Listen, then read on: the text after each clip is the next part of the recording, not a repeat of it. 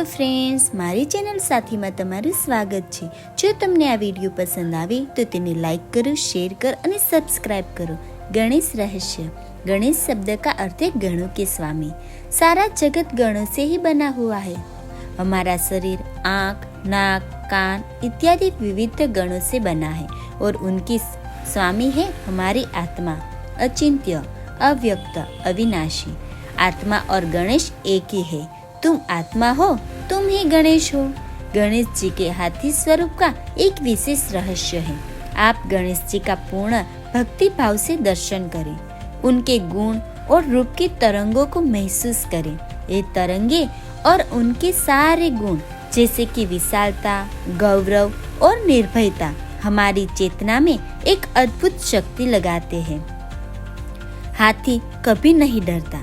उसकी चाल में एक शान है, दबदबाद है। उसमें जो विशिष्ट बल है वह दुनिया के किसी भी प्राणी में नहीं है। हाथी अपने मार्ग में आने वाली हर रुकावट जैसे पेड़ पत्थर को हटाता हुआ, तोड़ता हुआ आगे बढ़ता है। यह विघ्नेश का गुण है, इसीलिए गणपति को विघ्नहर्ता माना जाता है।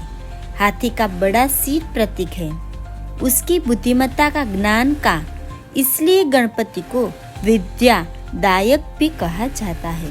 हाथी के कान उसकी आंखों तक पहुंचते हैं, आंखों को सहलाते हैं। भावार्थ है कि जो सुनत है और देखते हो उसमें तालमेल बिठाओ। सिर्फ देखकर या सुनकर धारणा न बनाओ। गणपति जी का पेट बड़ा है और उस पर नाग है। पेट का अर्थ है स्वीकार करना और नाग प्रतीक है जागृत अवस्था का, सजगता का। वह उनकी चेतना की जागृत अवस्था का प्रातक है। जागृत स्वीकार ही जीवन जीने की कला है। गणपति जी पास और अंकुश हाथों में लिए हैं। अंकुश है जगाने के लिए और पास है बांधने के लिए। अपना अंकुश हम स्वयं करें, स्वयं अनुशासन करें और प्रेम रूपी पात से बंधे रहें। अब प्रश्न उठता है कि इतने बड़े गणेश जी को छोटे से चूहे पर क्यों बिठाया? चूहा प्रतीक है तर्क का। चूहे का काम है काटना। छोटे से तर्क से काटते काटते बड़े रहस्य तक, ज्ञान की सीमा तक पहुंचाना है।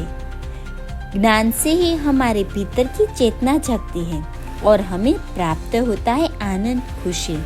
उसका प्रतीक है मोदक, लड्डू। गणेश जी का अभय हस्त, वरद, मुर्दा हमें कहता है डरो मत, सब कुछ समर्पण करके चिंता मुक्त हो जाओ।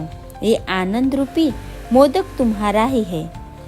यही है अचिंत्य, अनंत, अव्यक्त गणेश जी के भौतिक रूप का रहस्य। राधे राधे।